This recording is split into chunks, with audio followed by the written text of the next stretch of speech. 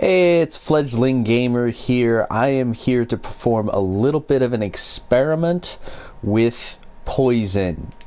Now, as everybody knows, everybody who's kept up with my stream at least knows, I have died several times to poison.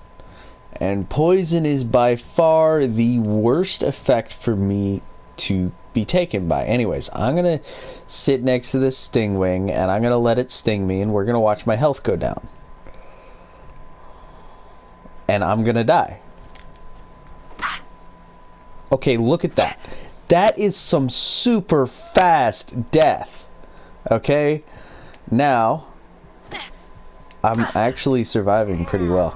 But that is without the poison resistance that I'm going to get from a drug. Now, this drug is actually pretty common and not really thought of all that much. It's called Med-X. Now, it does decrease your damage resistance, but the big thing it does is it gives you 250 poison resistance. So, here I am in the last place that I slept. Get back in my suit of power armor.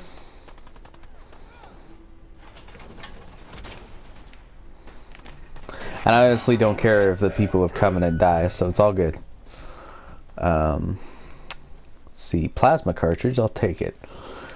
So anyways, this time I am going to use Med-X. Now, Med-X lasts for 5 minutes, and I don't actually know if it's affected by the Chemicist perk, but if it is, that's actually great. Certain chems are not affected by the Chemicist perk, and that kind of bugs me every now and then.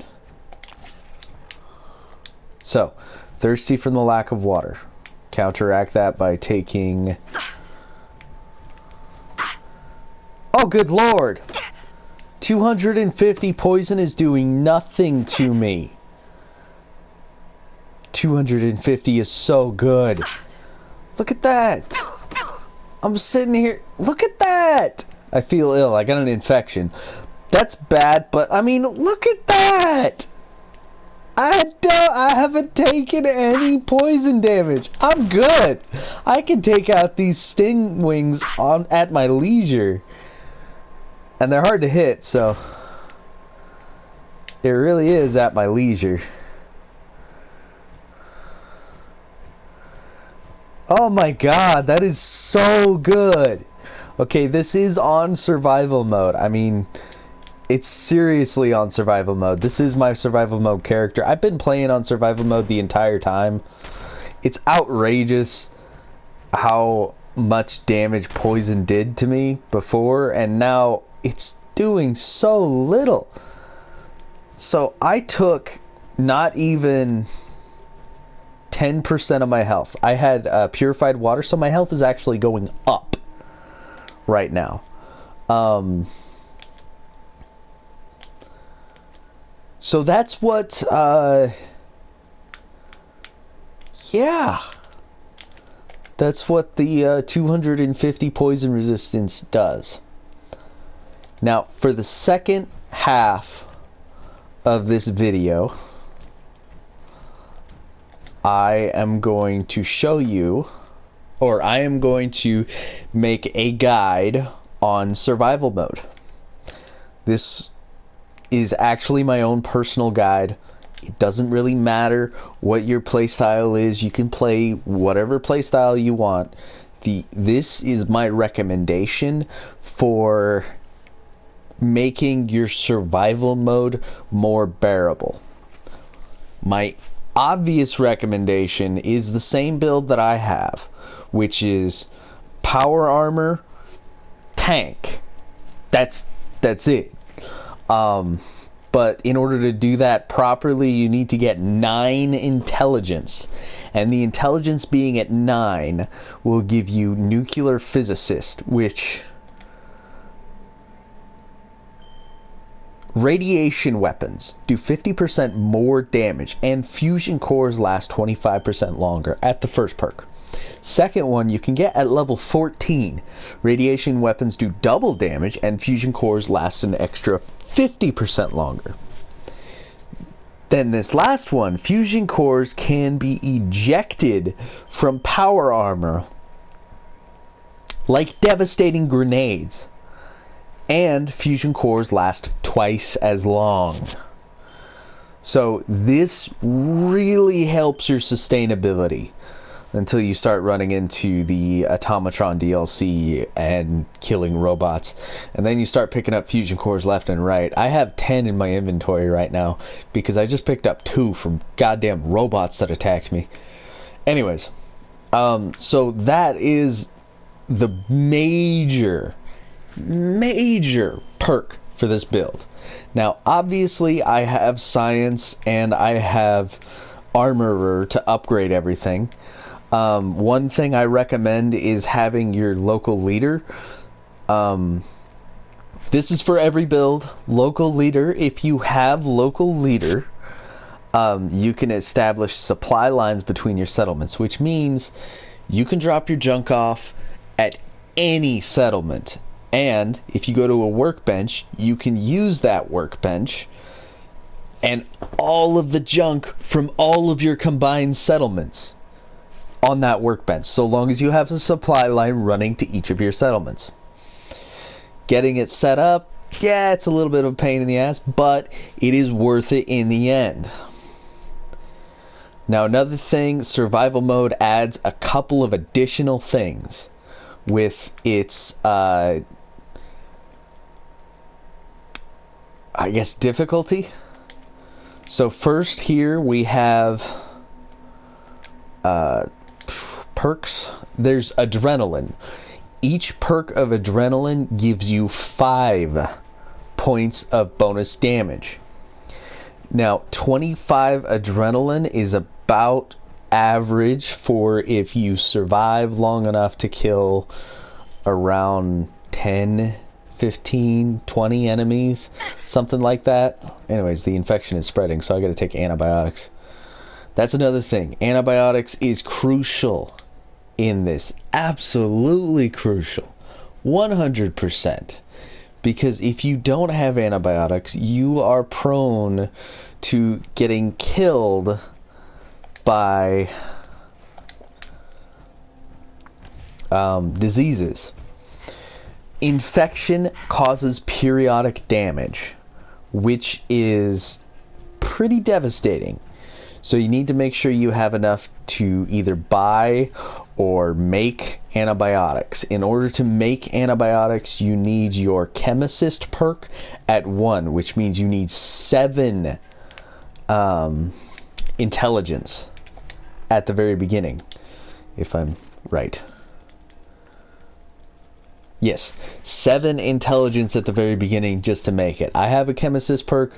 I've only made a couple of things, not really all that much. I don't think I've used it all that much, but the drugs I will start using because I just realized how useful they can be. Alright, let's see. Corn. Being properly fed is pretty useful because if you're peckish, just peckish, okay, this is just the first level of hunger, you lose 1 endurance. Now I can't even begin to tell you how important endurance is. If you played this game at all, you already know how important endurance is. That's your HP. Okay, if you go minus on your endurance, you are taking a hell of a beating. Another thing you want to keep an eye out for, poison damage is hell. Okay, if you don't have the Med-X like I had right there, poison damage will knock you on your ass pretty instantly. I mean, you saw the first part of this video. I died super fast. Now, that's one way of looking at it. The other way of looking at it is I still survived. I just ran into robots.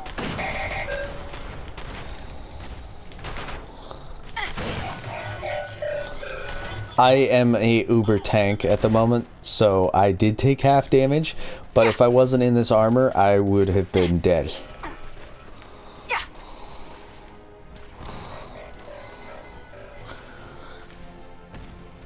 Alright, it is worth investing at least 2 ranks of Demolition Expert. And the reason I say that is because that throwing arc is amazing, and explosive damage is ridiculous in this game now. Absolutely ridiculous. Okay, on survival mode, you run into a landmine when you have no armor and you're dead. That's it. You're dead. No, you don't understand. That's it. Okay, if you are in power armor, you can survive it. But that's pretty much the extent. Medic is one thing that you might want to keep an eye on, because using stem packs, you don't want to use very many. You want to use 1 and then a purified water. You probably only need 3 ranks of it, though. 3 or 4 ranks of it. Let's see. Let's go to medic really quick. Yeah, you probably only need 3 ranks of it, because if you can heal 80% of your health with stem packs, the rest is going to be healed with the purified water that you're going to use to counteract the dehydration that you get from the stem packs. So that's useful. If you're going to do a sneak build, everything is completely different from what I just told you. Okay, first, you probably only need 7 intelligence instead of 9. Obviously, you don't need to go all the way up there. You're probably going to want to get up to ninja, which is at 7 agility. And if you're going to be a sniper, you can get up to just the rifleman at 2, or you can go all the way down to the sniper to make everything easier, because it improves control and you can hold your breath for longer while aiming down scopes. So this is pretty crucial for that kind of playstyle. Now, you are going to get snuck up on by enemies, because you can't see them on the compass. The compass is no longer a thing. So, see at the bottom, the compass at the bottom? Alright, normally on normal mode, enemies would pop up on the compass and you would know exactly where they're located. Well, they don't. Not anymore. It's over.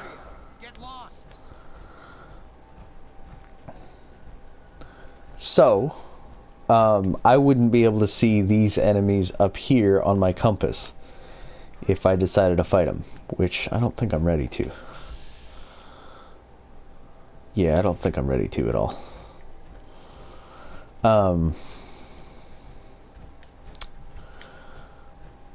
Another thing that I would recommend is choose your battles wisely. Okay, if you run into an enemy that is way stronger than you're ready for, there is no shame in running. Just GTFO.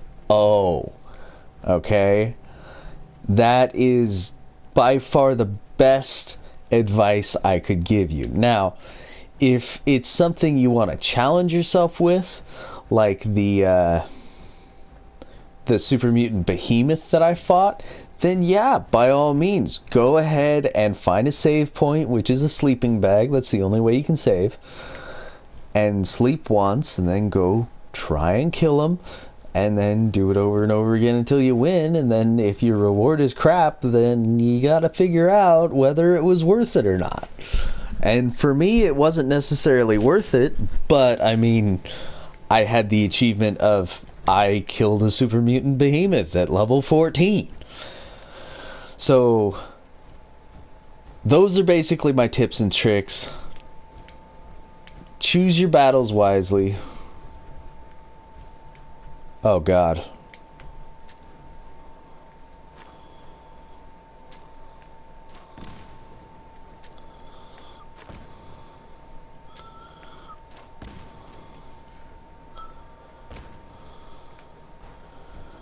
Like this, I wasn't going to run up to the Deathclaw and try and attack it.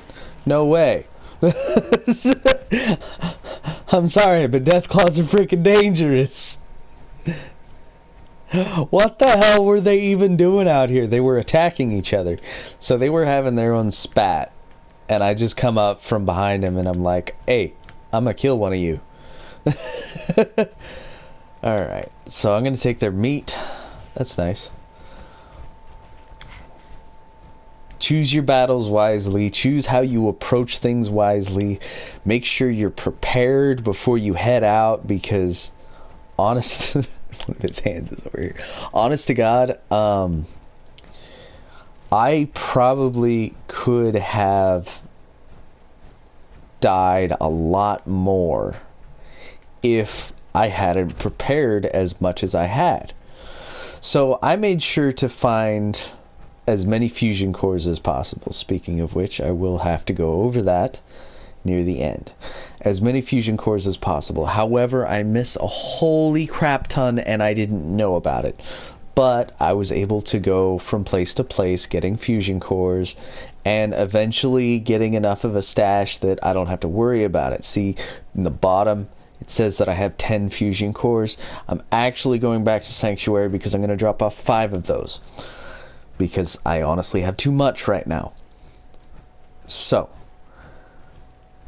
there's that. Another thing that I learned just recently, if you have a tired debuff on you, now this happens every now and then, you're just out exploring too long, you haven't been able to find a bed.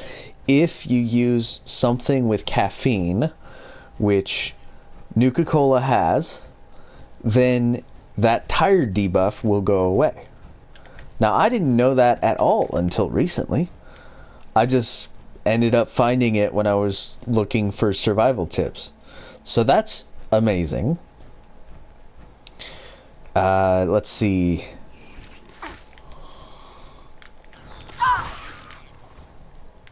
He didn't listen to my choose your battle wisely. I got an idea. Let's attack this guy in a big chunk of metal armor. Yeah, that's a great idea. Go for it, Bob. Do it. Anyway. Duct tape, flip lighter. Alright, we're good. So if you're going to go a sneak build, there are a couple of weapons that I would recommend you searching out at the beginning. First and foremost, if you're going to do a melee sneak build, there is a combat knife behind that. I don't know if you see it. That house up there, right behind it, there's a combat knife on the grill.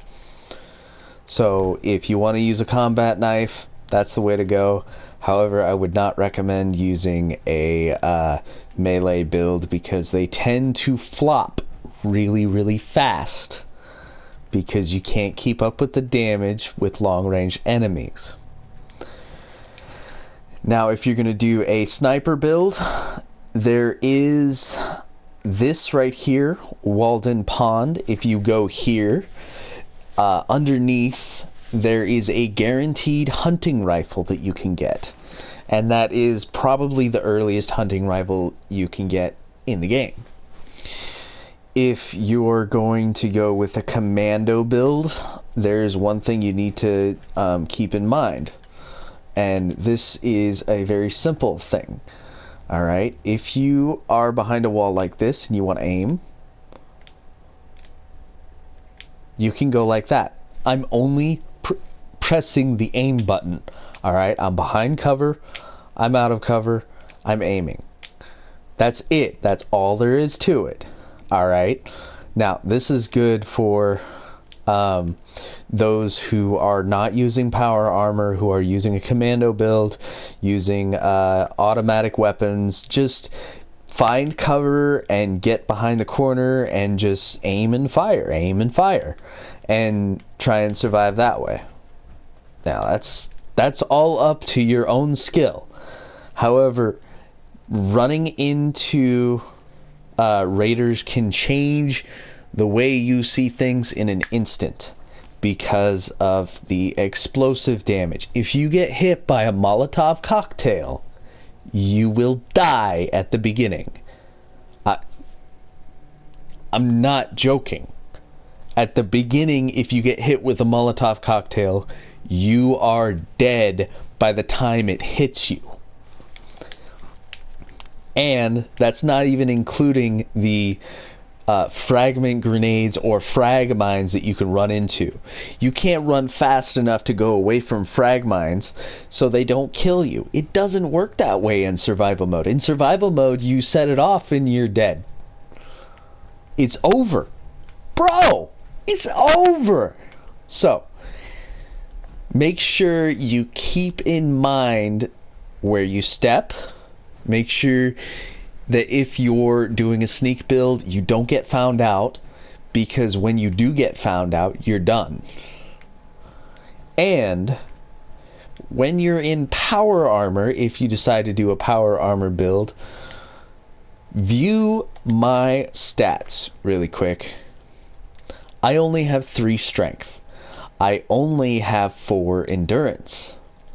I only have 5, well, actually I have 6 perception and 6 charisma, and I have 9 intelligence. Now this helps me level up really fast, and nuclear physicist is golden in this. Okay, making fusion cores last longer is pivotal to your survival, because if you can't keep up with your fusion cores, then your armor is gonna be useless. It's gonna be a hunk of metal. That's all it's gonna be. So keep that in mind. Another thing, Med-X. Keep Med-X with you at all times. Every time you run into a poison enemy, pop a Med-X. If you don't have any Med-X, pop 4 stem packs and 4 purified waters to counteract the stem packs. This amount of healing should counteract most of the poison. However, it will not counteract all of it, just most of it. So you're still going to take a crap ton of damage, and you still need to pay attention to what's going on around you. So I am back in Sanctuary. I am going to call it a day, because I don't have time to actually stream. But if you want to check out part 5 on my survival mode, go ahead and join my stream on Saturday. Anyways, this has been the tips and tricks and the experiment for Fallout 4 on how well poison resistance works. That's all for now. It's been Fledgling Gamer, and I will catch you on my stream.